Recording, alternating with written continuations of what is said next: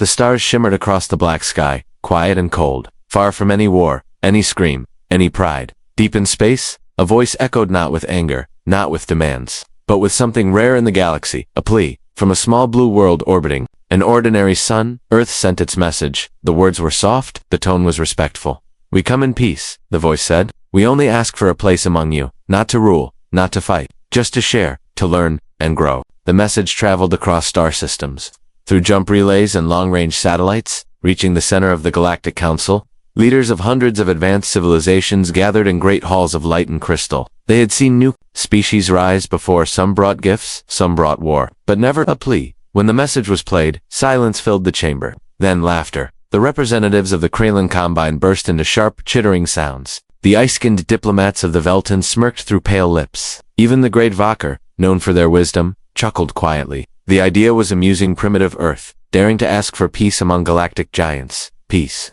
said one counselor with them. "They haven't even mastered dark core energy. They still use metal ships." Another laughed. "Slow, loud, and blind. They still hope," said one voice, but it was ignored. Across the galaxy, news feeds and info streams replayed the Earth message, not with respect, but with edits, jokes, and mocking voices. Comedians made skits about humans begging for a seat at the table. Younglings in training pods learned to laugh at the message as part of a social lesson. Earth had become a joke, but back on the blue planet, no one laughed. The leaders of Earth sat in a quiet chamber, watching the galaxy's response. No one shouted, no one slammed the table, no one cried. They simply watched. And after the final broadcast ended, the room remained silent for a long time. Then a single voice spoke, calm, measured. They made their choice. Across Earth's continents, quiet orders were given. Satellites shifted.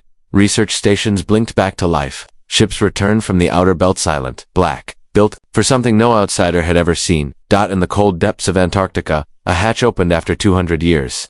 Beneath the ice, a chamber pulsed with ancient lights red, blue, green. Systems older than any human alive began to warm up. Humanity had hoped. Humanity had asked, but now, something else was stirring. On a moon orbiting Saturn, a solitary AI activated.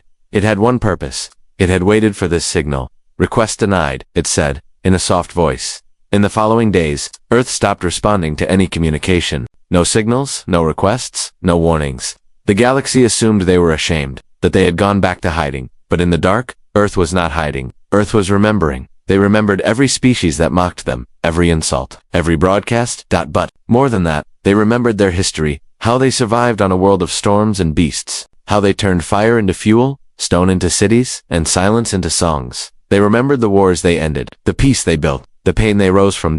And deep under the oceans, something that was never meant to awaken again began to rise. It didn't rise in fire, not in speed or sound. It rose slowly, patiently, like the tide, like truth. Out in deep space, a lone alien vessel picked up a strange signal from the Sol system. It wasn't a message. It wasn't a weapon. Just a pattern, soft and steady, a heartbeat. The pilot tried to analyze it. The signal made no sense. Yet somehow, it felt like a warning, like something watching, waiting. Before the pilot could report back, the signal stopped. So did the ship. It didn't explode. It didn't drift. It simply vanished. The Council never heard from that vessel again. On Earth, the stars kept shining, and one line repeated quietly through every data system on the planet: "We only asked for peace." But now, they would answer differently. For weeks, the galaxy continued to laugh. Memes, holographic pranks, even full dramas were made around Earth's request. Galactic entertainment networks used the human message as background sound in comedies. Students at diplomatic academies practiced mock debates using Earth's words, delivering them in dramatic, exaggerated tones to make their classmates laugh. The humans had asked for peace, but no one ever truly listened to the tone of the message. Calm, still empty of pride, but not without weight. Earth didn't send a second message, not because they were scared, not because they were defeated, but because they understood something most others did not. The ones who speak last are often the ones who speak with power. As the days passed, something strange began to happen. Reports trickled in from far reaches of the galaxy. Quiet ones. The kind of reports that never made it to news feeds, but passed through private channels and encrypted military networks. A Kralin cargo ship went missing in Sector 12. A Velton research station stopped sending energy signatures. A patrol fleet from the Council's neutral arm vanished from a stable star route with no distress signal. The disappearances were dismissed. Pirates, solar flares, even system glitches, anything but something serious, until the patterns became impossible to ignore. Each missing vessel had passed near the Sol system. Each had recently visited a Council archive where Earth's transmission was stored. One by one, scouts were sent to investigate. Most returned, but their data was corrupted. Voices shaken, none could explain what they saw. Some claimed nothing was there. Others whispered about strange shadows in the dark shadows that watched, but did not speak. One scout, a seasoned pilot from the Kyrene Union, left a single log before going silent forever. "They're not gone," she said. "They're just listening." The council held a private meeting. No recordings, no outside guests. Only the highest-ranking species in the galaxy attended. The laughter was gone, replaced by questions. "Worry, are the humans doing this?" One leader asked. "They don't have the power," another answered quickly, but no one in that room believed it completely. Because Earth was quiet and silence was not natural for a world that had once shouted into the stars with joy. A council probe was sent into Earth's system. It was the most advanced drone they had. Silent, invisible, armed with every kind of sensor known to science. It returned 2 hours later, but it didn't return with data. It returned with a message, not a voice, not a warning, just a symbol. The old Earth peace symbol, 2 lines crossing inside a circle. But it was red. Deep, quiet red. And it pulsed. Slowly, like a heartbeat. The council tried to decode the message, but they already knew what it meant. The plea was over. On Earth, cities continued to shine under calm skies. People worked, children played. But something had changed. Deep in mountain labs, old programs were being reactivated, files sealed under only if denied status were opened. Civilian satellites were slowly replaced with new ones, black, silent, sleek.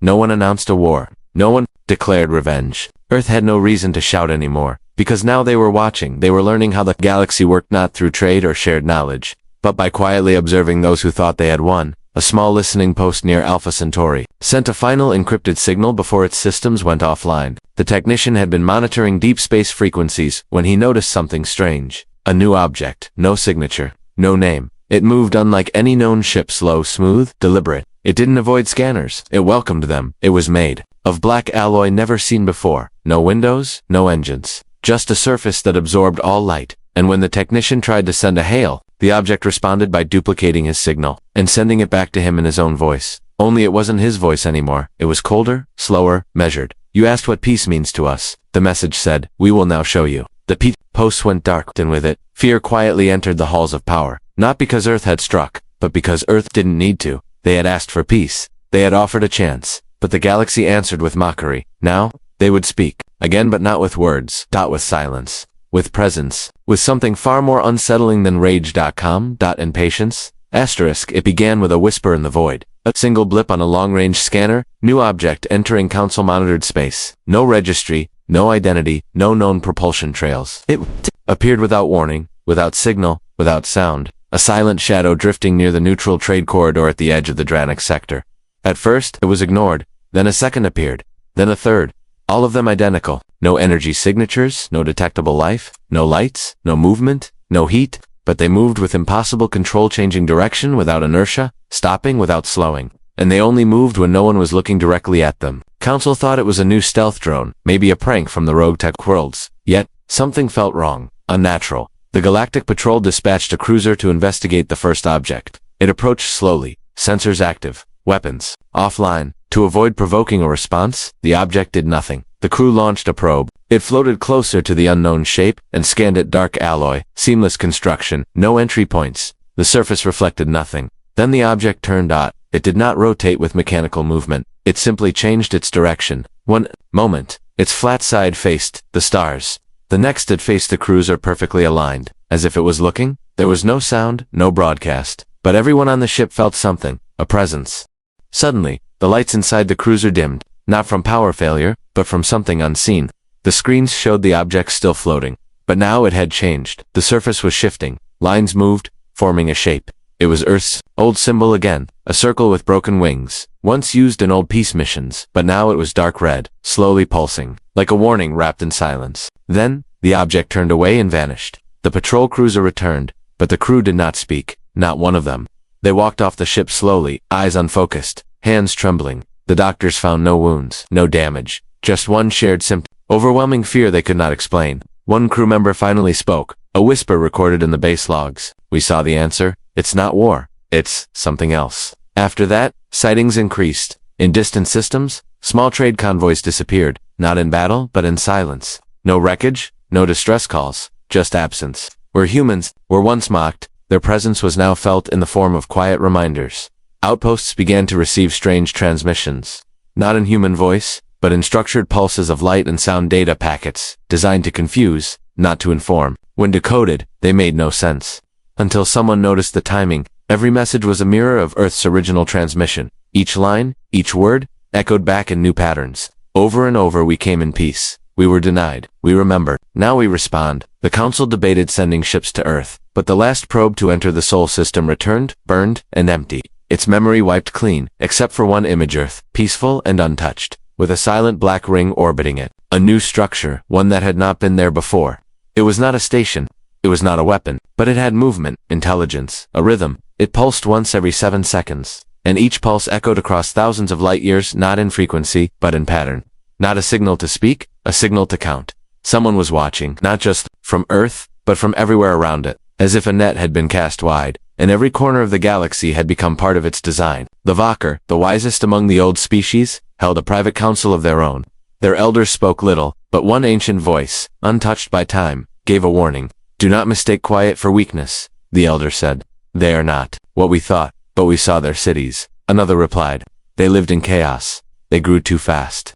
"Yes," said the elder, "but they grew together, and that kind of growth does not die. It waits." Far beyond known space, a hidden listening post picked up something strange: a map made of gravitational ripples. A design no one had seen before. It was not a weapon. It was a path. A path from Earth to every major world in the Council. No one knew how it was created, but it was there, moving, alive in the very fabric of space. It meant only one thing: preparation, not for invasion, not for battle, for presence, for a message stronger than words. The humans hadn't answered with fire. They had answered with mystery. And across the stars, species began to ask themselves a question they had never considered before. What kind of people choose silence when they are mocked? And what kind of power do they hold if they don't need to shout to be heard? The answer had begun, and it was just getting started. A strange quietness had settled across the galaxy. It wasn't the calm of peace. It wasn't the silence after a battle. It was something deeper: an invisible pause, like the space between a breath and a word, as if something was waiting, watching. Planets that once joked about Earth's Plea no longer laughed.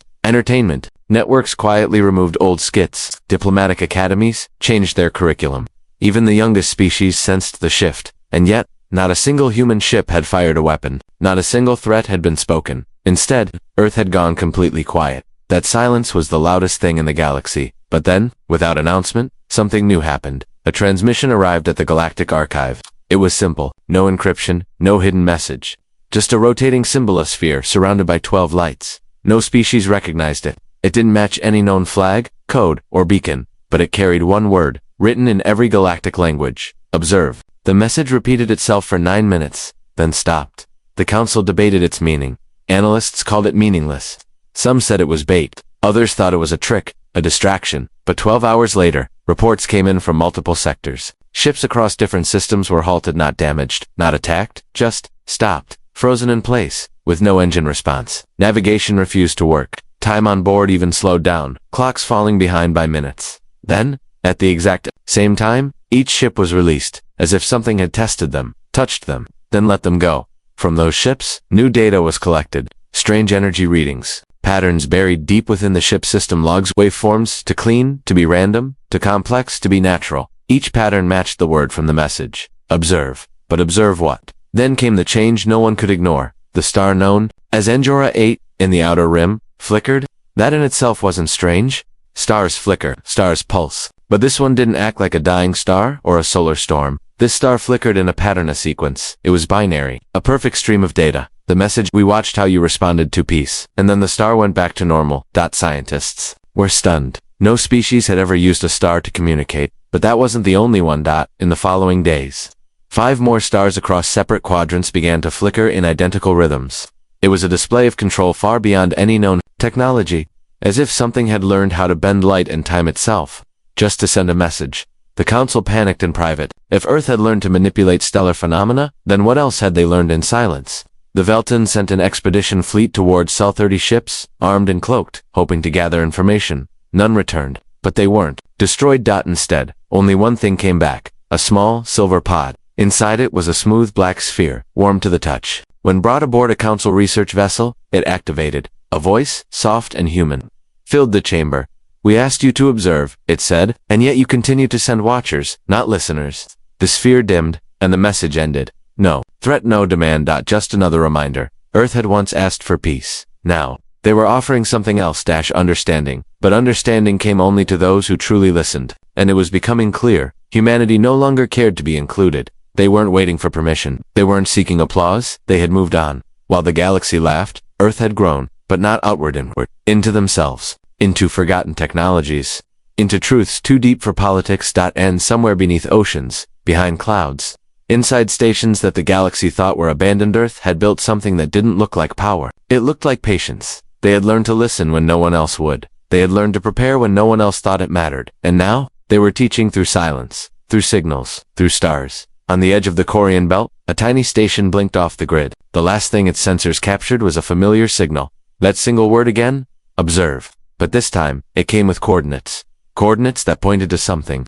Outside the galactic map, not in known space, not in explored space. Something had been hidden, and Earth wanted the galaxy to see it. On their terms. But only those who were ready to listen would understand what came next, because the humans were no longer trying to join the galaxy. They were building something beyond it. A gentle hum echoed through the quietest corners of space. It wasn't mechanical, it wasn't natural, it was deliberate. Some described it as music, others said it was like a signal, soft and slow, heard only when all machines went still. It passed through sensors, through shielding, through dense matter, and empty voids, always the same soft pulse, like a memory replaying itself. The signal didn't carry a message. It carried presence. And across the galaxy, worlds began to take notice. One by one, civilizations stopped asking, "Where are the humans?" They began to ask, "How long have they been watching?" In the Velzari system, a research station reported an impossible event. A ship appeared out of nothing, no jump trail, no engine flare. It hovered silently above the planet's rings for less than 5 minutes.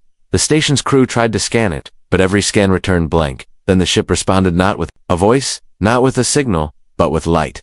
Thousands of beams stretched out from its hull like threads of glowing silk.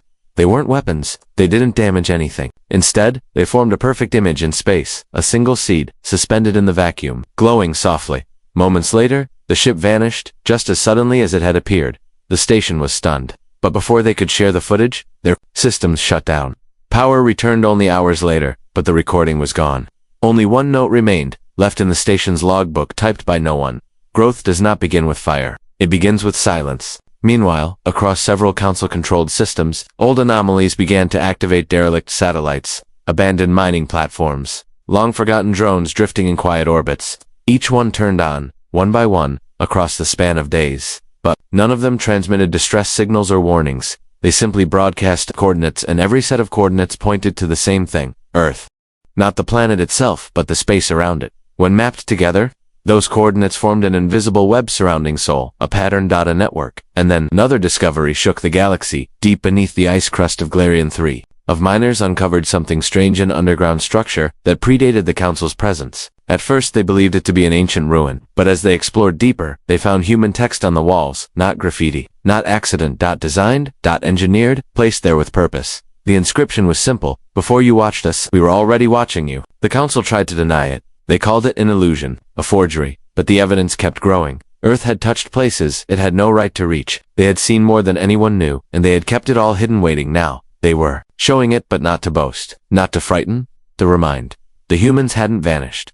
They had stepped back, not in defeat, but in wisdom. While others filled the stars with noise and pride, Earth had listened, measured, learned. Now, they were moving again, and every move told a story. A group of independent travelers in the outer rim found a strange artifact floating in space. Smooth, round, glowing faintly with soft light. When they brought it aboard, it projected an image into the air. It was not of Earth, it was of the galaxy itself. From above, a full map. Every trade route, every station, every council chamber, every hidden vault, nothing was left out. And at the center of the map was a quiet message written in hundreds of languages. "You taught us to speak loud. You mocked us when we asked. Gently now. We teach in silence. And silence travels faster than fear." From that day, no species doubted Earth's presence. But still no threats came. No fleets, no demands. Just a steady rhythm, as if humanity had become part of the galaxy's very structure. Something you didn't notice at first, until you realized it was always there, shaping things quietly, thoughtfully.